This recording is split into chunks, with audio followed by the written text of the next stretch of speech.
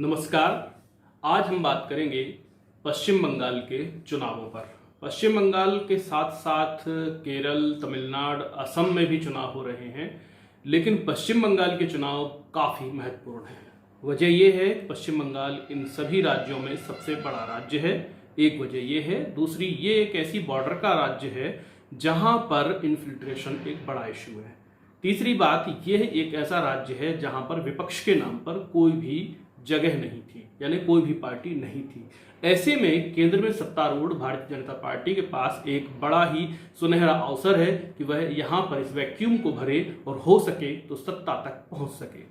बहरहाल, सत्ता तक पहुंचने का जो रास्ता है वो लंबा जरूर है, लेकिन एफर्ट्स ऐसे लगाए जा रहे हैं कि वह रास्ता छोटा होता दिखाई दे रहा है। बहरहाल, मैं आज बात करूंगा आपको उस राज्य के ग्राउंड जीरो की कुछ परिस्थितियों के बारे में, या वहां पर क्या होने वाला है 2 मई को। क्या 2 मई को वैसे रिजल्ट आएंगे जैसे 2017 में उत्तर प्रदेश में आए थे, या फिर वैसे आएंगे जो कि 2018 में छत्तीसगढ़ में आए थे। आइए हम जानते हैं कुछ फैक्ट्स देखते हुए। सबसे पहले तो ये जान लीजिए, पश्चिम बंगाल एक महत्वपूर्ण राज्य है। यहाँ पर विधानसभा की 294 सीटें और लोकसभा की 42 सीटें आती हैं। अभी हाल ही में 2019 में जो चुनाव हुए उनमें 42 सीटों में से 22 सीटें तृणमूल कांग्रेस ने जीती थी और 18 सीटें जो हैं भारतीय जनता पार्टी ने जीती थी। 2 सीटें अन्य के पास हैं। तो इस तरह से देखा जाए तो भारतीय जनता पार्टी कॉन्फिडेंट है, क्योंकि 2016 में उसने जो है सिर्फ 13% वोटों के साथ सिर्फ 3 सीटें विधानसभा में जीती थी और लोकसभा में उसका कोई नंबर नहीं था। ऐसे में 2019 में एकदम यू टर्न हुआ और करीब 40% वोट शेयर के साथ वह 18 सीटों तक पहुंच गई। हालांकि इसमें एक दूसरी बात और है कि जो तृणमूल कांग्रेस करीब 35-36 सीट्स पर थी उस समय, वो घट करके 22 सीट पर आ गई। स्वाभाविक रूप से किसको नुकसान हुआ ये दिखाई दे रहा है कि यहां पर तृणमूल को नुकसान हुआ था। लेकिन विधानसभा की परिस्थितियां बहुत अलग होती हैं। चूंकि 2016 में भी काफी कुछ दिखाई दे रहा था, लेकिन जो नतीजे आए उन्होंने सारे कैलकुलेशंस को पलट कर रख दिया। तृणमूल कांग्रेस ने अकेले अपने दम पर 211 सीटों पर कब्जा जमाया था, 294 सीटों में से। तो इस तरह से देखें तो पश्चिम बंगाल में विपक्ष नहीं है, नदारत है। कांग्रेस ने 44 सीटें जीती थी, बाकी लेफ्टिस्ट और उन सबके पास करीब 28 सीटें थी और करीब 4-5 सीटें किसी और अन्य की, 6 सीटें बाकी लोगों के पास थी। यानी कि हम देखें तो लेफ्टिस्ट जो सत्तारूढ़ थे 2011 से पहले तक और 34 साल तक पश्चिम बंगाल में सत्तारूढ़ रहे, वो 2011 में गायब हुए और 2016 में पूरी तरह से सफाया हो गया उनका। अब 2021 के चुनाव हो रहे हैं।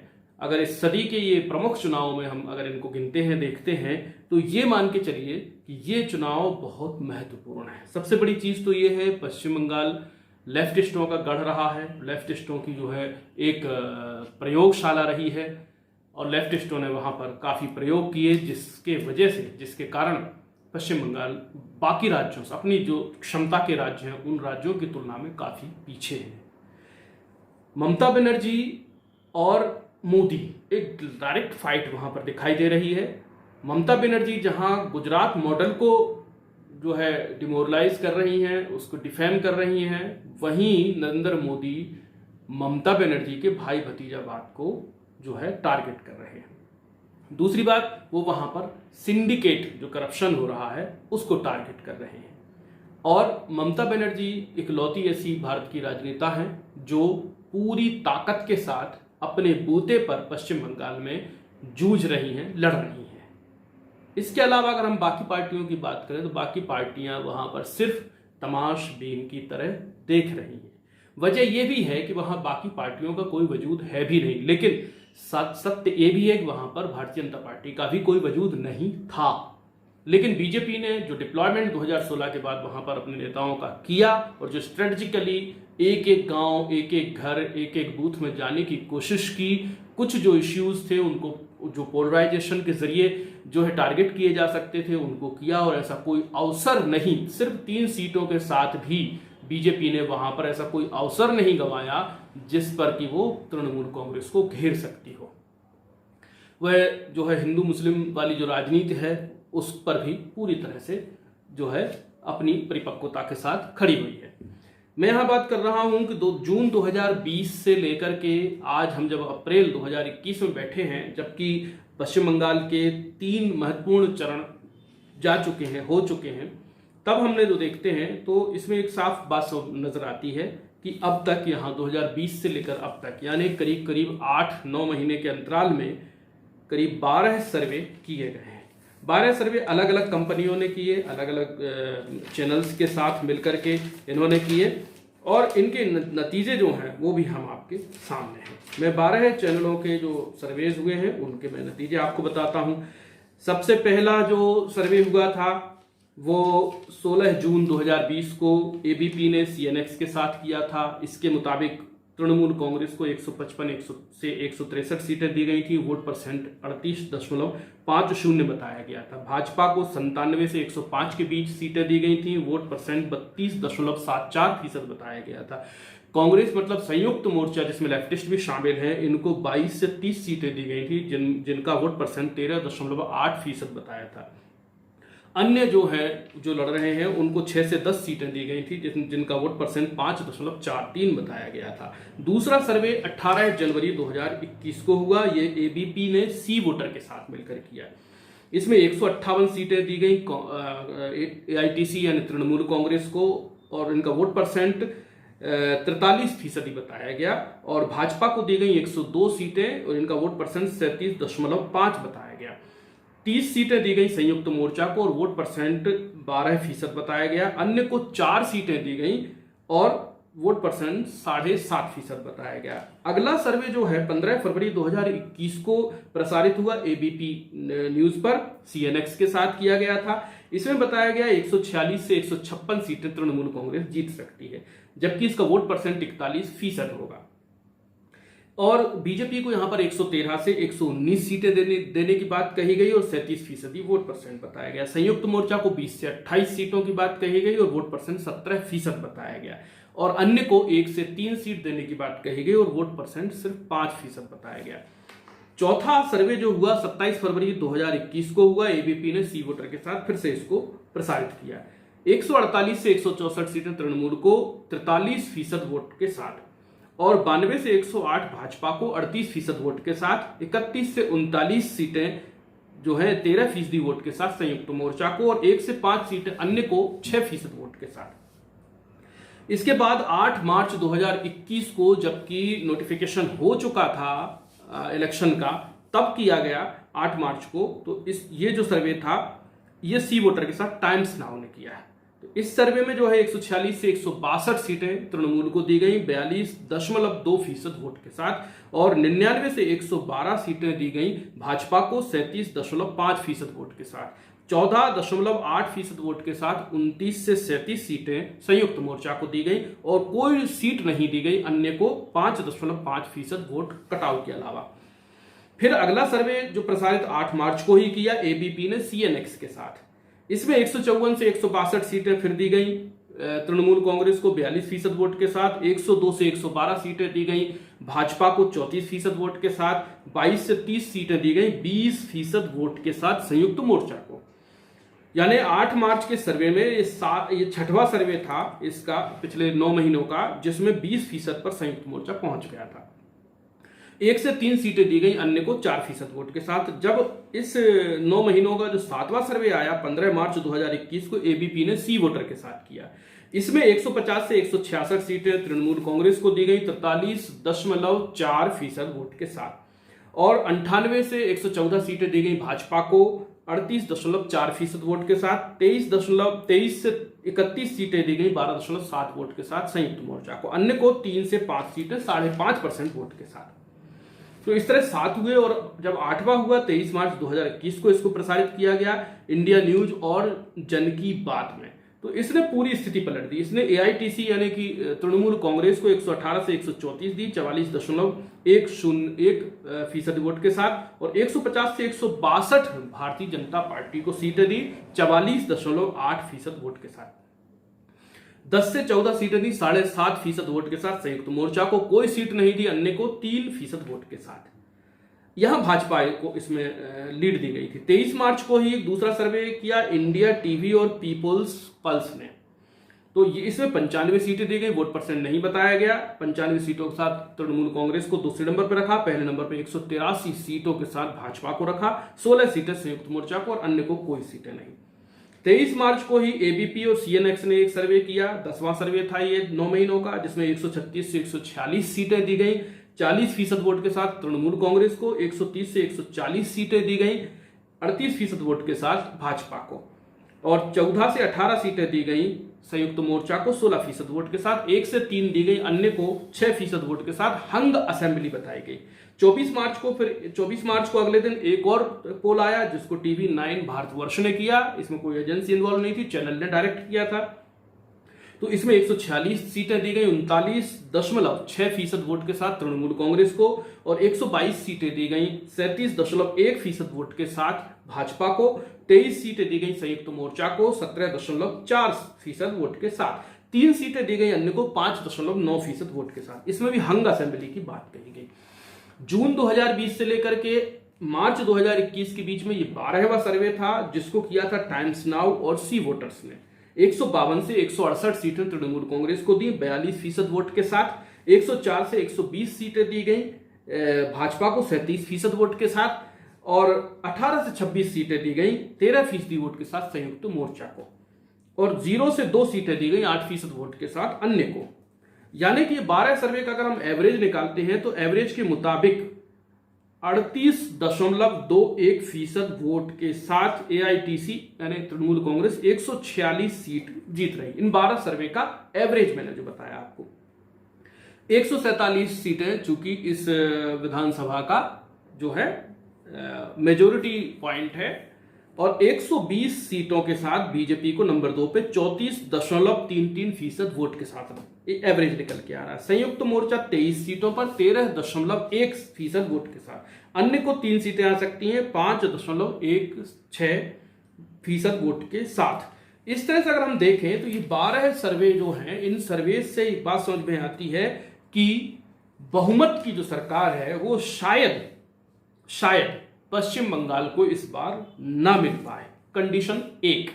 कंडीशन 2 ये है कि हो सकता है कि तृणमूल कांग्रेस 150 का फिगर पास करते हुए एक ठीक ठाक सरकार बनाने में कामयाब हो जाए, और नंबर 2 पर भारतीय जनता पार्टी भी एक मजबूत विपक्ष के रूप में वहां पर उभरे। फॉर्मूला 3 ये हो सकता है कि बीजेपी तृणमूल कांग्रेस को क्लीन स्वीप करते हुए 180 सीटों के पार निकल जाए। अब फॉर्मूला 3 जो है, हो सकता है आपको बहुत आश्चर्य लग रहा हो, लेकिन फॉर्मूला 3 को जरा समझने की कोशिश करते हैं। बंगाल और ब्रिटिश, इन दो में एक बड़ी समानता है। ब्रिटिश बहुत कंजर्वेटिव होते हैं, बंगाल अपनी बहुत जड़ों से जुड़े होने वाले लोग होते हैं। अब ये जो कोर पश्चिम बंगाली व्यक्ति हैं जिनकी आबादी अच्छी खासी है और जो डोमिनेंट है सोसाइटी के अंदर, वो तृणमूल कांग्रेस से थोड़े से नाराज हैं। थोड़े से नाराज की वजह 3 है। पहली वजह तो ये है कि जो बीजेपी ने दुर्गा पूजा, वो पॉइंट लोगों के मन में घर कर गया, पॉइंट 1। पॉइंट 2 जो है महत्वपूर्ण है कि ममता बनर्जी तक तो ठीक है, लेकिन ममता बनर्जी ने जिस तरह से अपने खासम खास सिपह सालारों को इग्नोर करते हुए अपने भतीजे पर विश्वास जताया, अपनी जो सक्सेसर के रूप में, अपना उत्तराधिकारी के रूप में अभिषेक बनर्जी को आगे किया, वो भी लोगों को ठीक नहीं लग रहा। क्योंकि पश्चिम बंगाल बड़ा इस मामले में कठोर है, क्योंकि चाहे वो शुभेंदु अधिकारी हों, चाहे दूसरे और नेता हों जिनको इन्होंने इग्नोर किया है।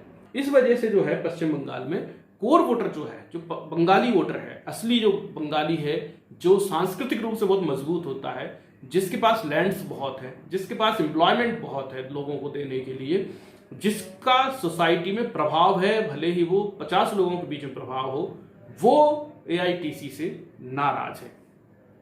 तीसरी जो वजह समझ में आती है वो सिंडिकेट, एक सिंडिकेट वहां काम कर रहा है, जिसमें जैसे मान लीजिए आपको घर बनाना है, तो घर बनाने के लिए जो कुछ भी सामग्री लगती है, वो सामग्री आप उस व्यक्ति से लेंगे जो किसी न किसी रूप में तृणमूल कांग्रेस का सपोर्टर है।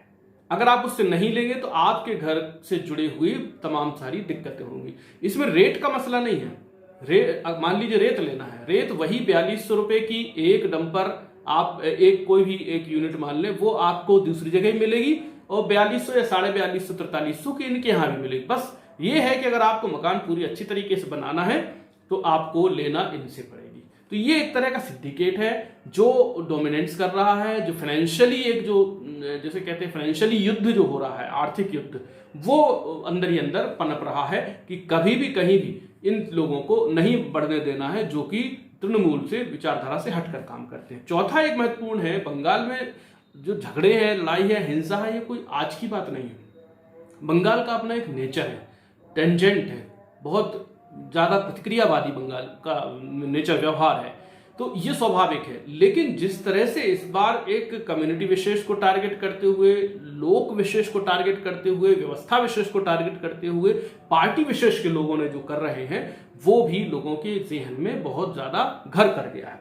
तो ये बातें हैं जो कि 180 सीट के पार भाजपा को ले जाने के जो समर्थन में कही जा सकती हैं। लेकिन ममता बनर्जी ने जिस तरह से पूरा काम किया है, ममता बनर्जी ने सबसे पहले तो इलेक्शन के एक साल 8 महीने पहले से, 2 साल पहले से अपनी जो छवि बनी हुई थी मुस्लिम परस्त वाली, उस छवि पर बहुत तेजी से काम किया और उन्होंने गीता बांटकर ब्राह्मणों का सम्मान किया था और स्वयं को ब्राह्मण बताया, स्वयं का गोत्र शांडिल्य बताया और चंडी का पाठ करना शुरू किया। ये सारी जो कवायद है शुरू से लेकर अब तक, और आईएसएफ का साथ नहीं लिया, ये सारी कवायद जो है वो कहीं ना कहीं उनको ये बताने में, मतलब उनकी मजबूती को वहां पर पेश कर रही है। और ममता बनर्जी ने काम भी किया है, डेवलपमेंट के काम भी किए हैं। बस ये है वाचाल है, जो कि बंगाली होता है स्वाभाविक रूप से, लोगों के साथ जुड़ी हुई हैं और बहुत तादाद में बिठा करके बहुत सरलता से रहने वाली, एक हवाई चप्पल पहन करके जीवन जीने वाली एक लेडी है।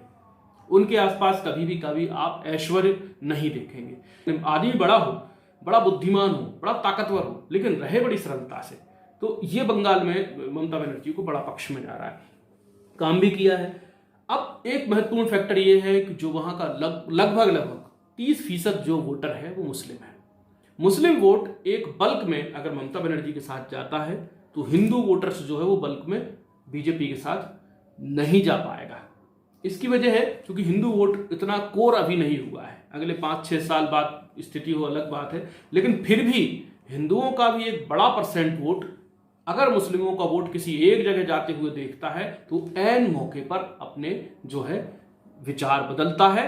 और अगर वो बूथ में भी अगर अपने पीछे मुस्लिम लगा हुआ है और या उसके आगे मुस्लिम लगा हुआ और वो इस तरह की बात कर रहा हो जिसमें कि कहीं हिंदू मुस्लिम की स्मेल आती हो, तो वो पीछे जो खड़ा हुआ हिंदू है वो तत्काल वहां भी निर्णय ले सकता है। इसलिए मैं ये कहना चाहता हूं, ये सर्वेज को एक तरफ रख दीजिए, इन सर्वेज का एवरेज जो है वो आप सिर्फ निकाल के रखिए।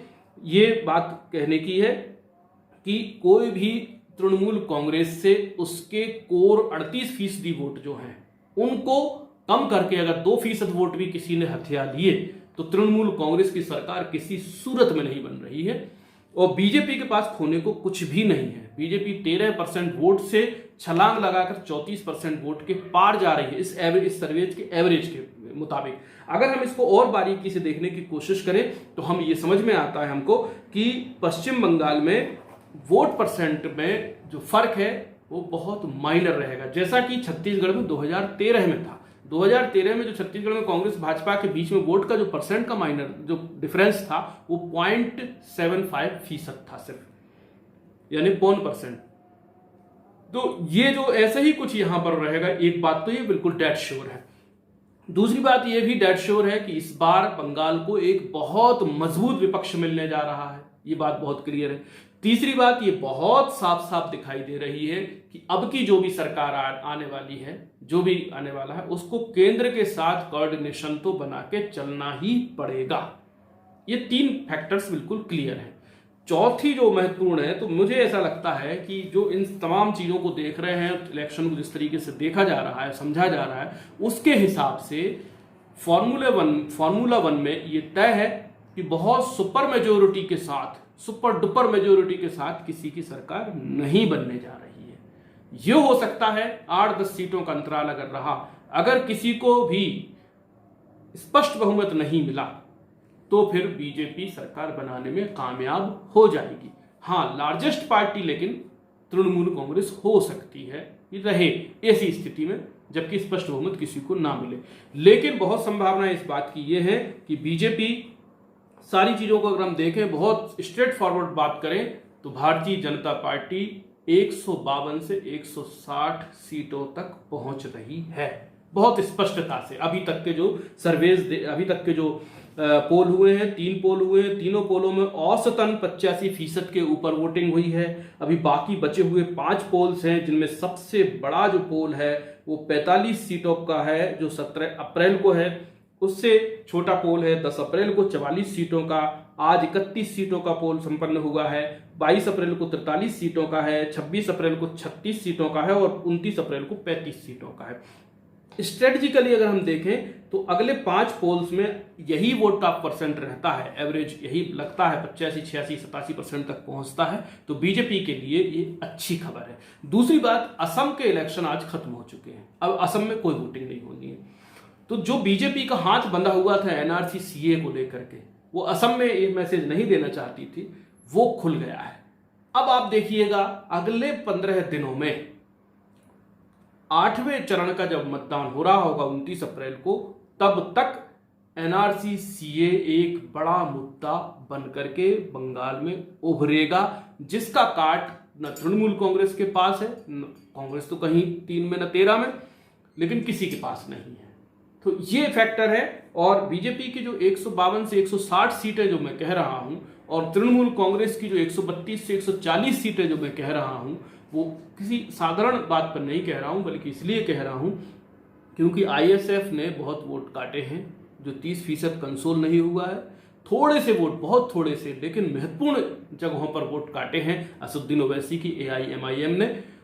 इस हिसाब से देखें, और संयुक्त मोर्चा ने कुछ वोट काटे हैं, उनके अपने कोर वोटर हैं, इस्लाम मुस्लिम वोट काटे हैं, जिनके दम पर तृणमूल कांग्रेस का सबसे ताकत बनकर उभर रही थी। वो वोट बटा है। जो 30% मुसलमान हैं वो कंसोल भी हुआ है तो 24% वोट पर कंसोल हो पाए, 6% वोट नहीं कंसोल हुआ है। 24% अगर मुसलमान कंसोल हुआ है तो उसके जवाब में 20% हिंदू भी कंसोल हुआ है। तो डिफरेंस 4% का रहा है। 4% वोट वो वाला स्विंग हुआ है जो जड़ से, जो मूलतः रूटेड है बंगाल से, जो डोमिनेंट सोसाइटी के अंदर डोमिनेंट रखता है, जिसके पास लैंड्स है, जिसके पास बिजनेस है, जिसके पास नौकरियां हैं, जो सरकार, जो कि समाज में महत्वपूर्ण ओहदा और महत्वपूर्ण भाव रखता, प्रभाव रखता। ये इन बुनियादों पर मैं कह रहा हूं 152 से 160 सीटें भारतीय जनता पार्टी लेकर आ रही है। 132 से 140 सीटें जो है तृणमूल कांग्रेस के खाते में जा रही हैं। बहरहाल बाकी के खाते में कितनी जा रही है अब आप समझ सकते हैं। बाकी को बड़ा लॉस है। जो कांग्रेस 44 पर बैठी थी वो कांग्रेस 2.5 में नहीं पहुंच पा रही है। जो लेफ्टिस्ट 28 सीटों पर बैठे थे वो लेफ्टिस्ट 10-12 सीटों के अंदर और अंदर सिमट रहे, यानी पूरे मिलाकर 16-17 सीट पर सिमट रहे हैं, अन्य और संयुक्त मोर्चा मिलाकर। अगर आप इस वीडियो को शेयर करें लोगों के साथ, और अगर आप मेरी बात से सहमत हैं तो मुझे बताएं नीचे कमेंट करके कि अगला वीडियो आप किस पर देखना चाहते हैं, और अगर आप असहमत हैं तो जरूर नीचे अपनी असहमति दें। हो सकता है हम एक नए किसी विचार तक पहुंच सके। बहुत बहुत शुक्रिया, नमस्कार। Please subscribe.